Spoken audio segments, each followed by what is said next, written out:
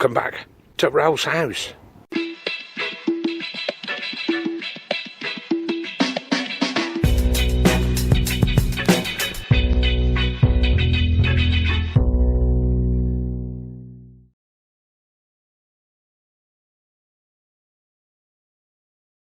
Well, other YouTubers do it. It's time for...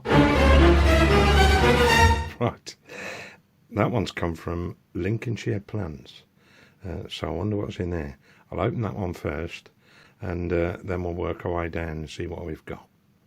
That was the contents of the first box. Don't look up too much, does it? But I'm sure it will when it goes in the pond, which it will be in about 30 minutes. And then it'll magically spring to life.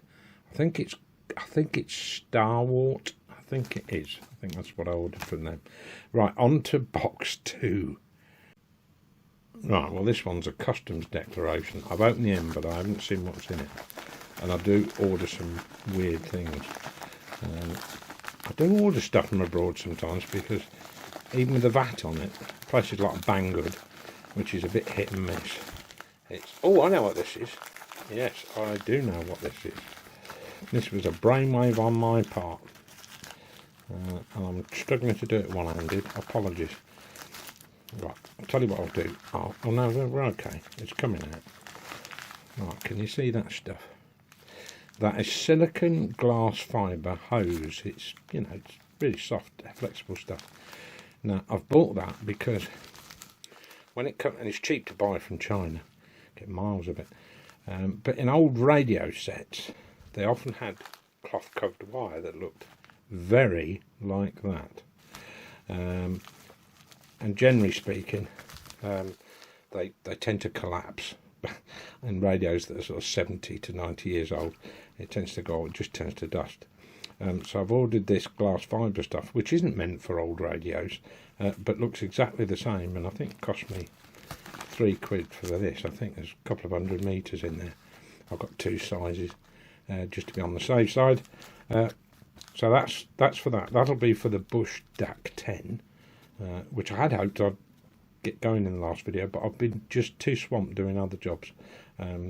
So hopefully it'll be in the next video, and then I'll show you what I did with this stuff. So that's what that is, and on to box number 3. I have a feeling this one's going to be less exciting.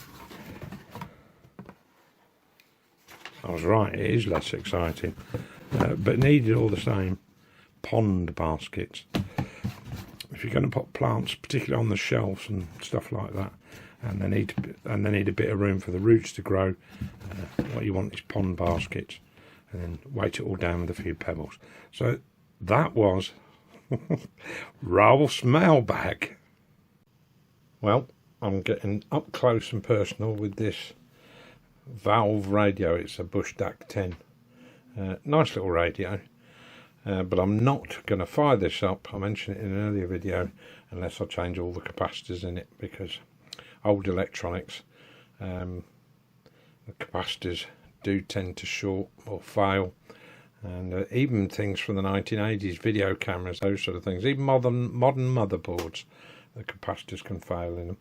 Well, it gives us a little bit more room. You are still kind of cramped under here. But these are all these, see these are all made of paper and wax. And probably the last time this fired up, they were probably fine. And the owner did say it ran okay. But that would have been a long time since it had been fired up. And chances are, as soon as you apply power through these, the values will drift or they'll just short completely. And the problem with that is they can then go on to damage other components, and then the whole thing gets really, really expensive then. So we need to get all these out one by one and go by the schematic and unsolder them. Well, actually I won't unsolder them, I'll probably snip them and just join onto the wire. It's often easier to do it that way. And then gradually we'll work our way across here. There's also a capacitor that goes across the mains that I need to replace with a modern equivalent that's perhaps a little safer. So we will press on, and then I'll come back when I've replaced all of these. I've just noticed something. You see that? That is off the end of that capacitor. It is, I don't know whether they've melted off or blown off, but that capacitor across the line is non-existent, so I'm glad I got one to replace that, because that was a key one. That was really where I was going to start, hence why I noticed it, because I thought, hang on, what's this on the end of a wire? And then I realised, yeah, well, that's interesting. Another hot day. A couple of bolts at the end there to hold that on, and a bit tight for room down there because I've got some slabs and stuff, but I'll get 2 bolts put in the other side and that puts me framing. I think what I'd originally planned on doing was putting in a couple of horizontals, then some uprights, and then tack the shiplap to that, which would have made sense, but then that makes that whole end quite heavy. So I thought, well, why not put doors on it? Most of the time they remain bolted, because in the longer term I'm going to turn this sideways, and if it was that way against the fence, so in other words this open end will be here, I could paint the inside of that white, and it would also double up as a sort of summer house, wouldn't it? I can always clad the outside and disguise it a bit, but yeah, so this is the way it is at Ralph's house, isn't it? You start with plans and you come up with other ideas. Anyway, it's no harder really to make doors for it than it is to fill it in, just a bit of extra time. I'm not quite sure how I'll do the join in the middle, but I put a piece of strip on one door so that the two butt together, and that seals it off. I've also got another thing with these concrete garages, you know, where the roof joins the top, and it's the same both sides. I think my father just packed it with whatever he could find, but I bought a couple of cans of expanding foam, so I'll fill these gaps up tight so we can avoid wasps and bees nests, that sort of thing. Fill all the gaps in it. Don't assume that I know what I'm doing, because I don't. I'm winging it. But I'll tell you what, look, that is, as any builder would tell you, bob on. It's just right. So, but I'm going to be doubly sure. I'm going to check these corners for square, both sides. As long as I'm happy with those, then I'll put those final 2 bolts in. Because what I don't want to be doing is making doors that are diamond shaped. Because if it's not square, that's what's going to happen. So, what is it they say? Measure twice, cut once. I have to say, I am grateful to my second dad, Mike, because if ever he put anything together, I'll tell you what, it didn't fall off. And I've kind of learnt a little bit from him, and also one of his neighbours, Big Gordon. And I'll tell you this tale because actually it's kind of relevant to this tow bar. This camper didn't have a tow bar on it at all, and I always wanted one on it, because if I ever wanted to put a trailer, I've got something meaty to put it on. And I'd found a really chunky bit of scaffold pole, and I'd taken the bumper off and I was holding it up against it. And Big Gordon, he wandered down and so what are you trying to do? I said, well, I was thinking of putting a scaffold pole at the back to, well, it was thicker than a scaffold pole, to make a tow bar. And he said, bring it down to my workshop, which was kind of down the alleyway, a bit like the sort of thing here. And he started to weld it, and I reckon he'd done about, excuse all the noise, it's this thing, he'd done about 80–90%. And I said, well, that'll do. And he said, no, it effing won't. And he did the neatest bit of welding I've ever seen in my life. And it's still welded on. So if you're going to do a job, you know, do it well. That's the thing. All partway through with spreader washers. These are actually 200mm M8s. But to give you an idea how far in that's gone. That's a long way in there. But you know this is supported then. That's the important thing. Yeah, I reckon you could hang an engine off this. Yeah. So now we've got to start constructing 2 frames. Got one to... Oh no, I haven't done it. I've never done any of this, but it seems pretty straightforward. I think I'm going to need a course of bricks at the bottom though. If you put timber straight on this, and also what makes life a little difficult for me, that is level on the spirit, that slopes, so this ground's dropped a bit, which will give me a bit of a challenge when I come to put the gates on. But I'll come to some sort of happy medium, and then when I come to move this building I can alter the gates accordingly, but as long as they fit in the frame square, that's actually what matters. So that's square with that, and that's dead horizontal. Well, just to give you an idea, look, see the roof line opposite? Well, you won't get a lot straighter than that, will you? Yeah, so that's that. So next job is to crack on with these frames. I've got a rough idea how I'm going to do it. My biggest problem is whether I've got enough timber to do it. I've got a couple of these hinges that I'm going to pick up tomorrow. They're 450mm long. Well, I'm not saying these are heavy, but it does mean if I've got, you know, pockets on the back of this, which I'm storing tools in, it's going to take the weight even if I swing the gate out. That's the most important thing. And if I do later move it, as I say, turn this whole shed that way and further down the garden, it would make quite a good summer house. If I paint it all brown, who's going to know that it was a concrete garage? Nobody, I don't think.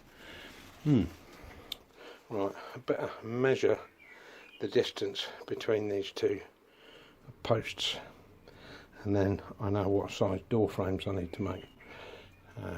You've got to be very accurate with this, otherwise they'll clash in the middle or you'll end up with a massive gap. Don't want either of those. And the thing is, I'm recycling as much wood as I can. These were actually part of the kitchen at one time, because my father had separated it at the end, but anyway, I've given this a coat of wood treatment. Here, have you seen this? Look, in the garage. I don't know how old these are. It's called the mole. Well, you know, look, it's a hand crank grinding disc. The only thing I can think of, my dad must have, I don't know, sharpened his loppers or something on it. There you go. Time for a pigeon. I've got one of these room humidifiers, you know, that gives out that nice pong. You put a few drops in. Word of warning, don't use the fragrance ones, use the essential oils. The fragrance ones smell vile. But this one's come along, it's called Steam Train. And I was curious to try it, and yes, it does.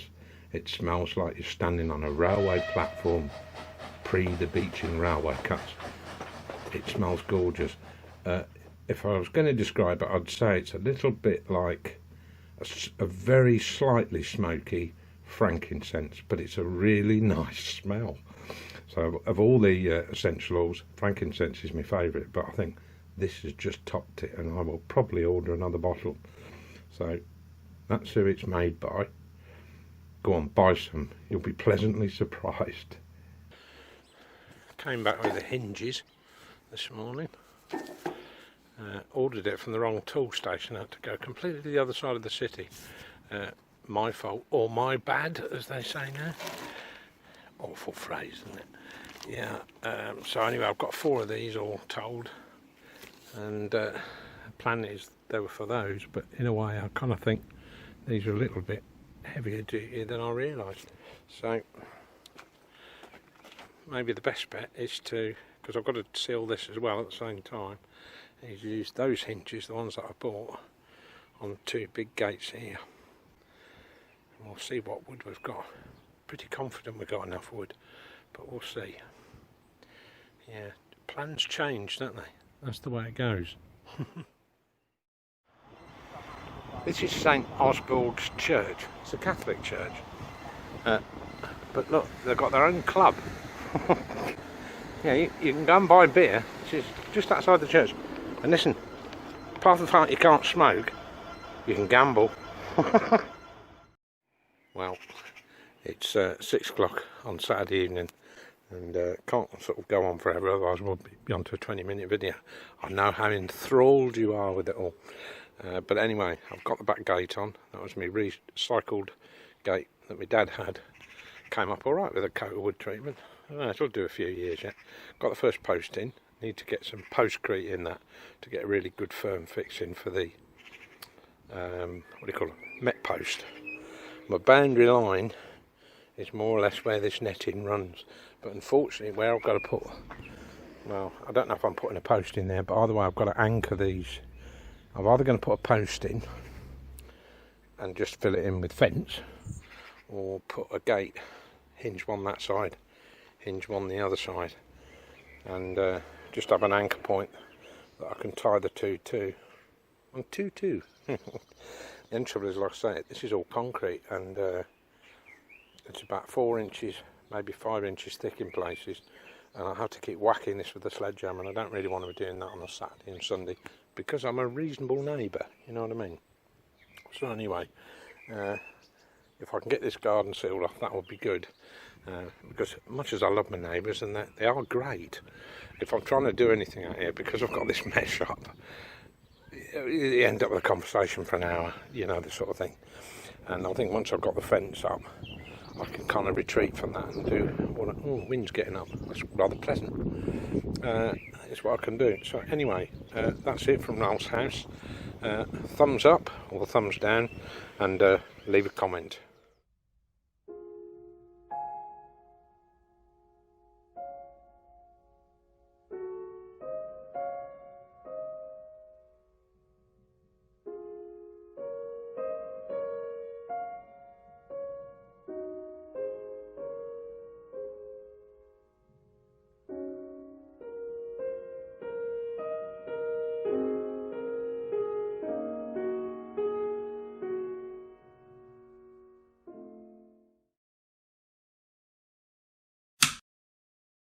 Oh, and don't forget to subscribe.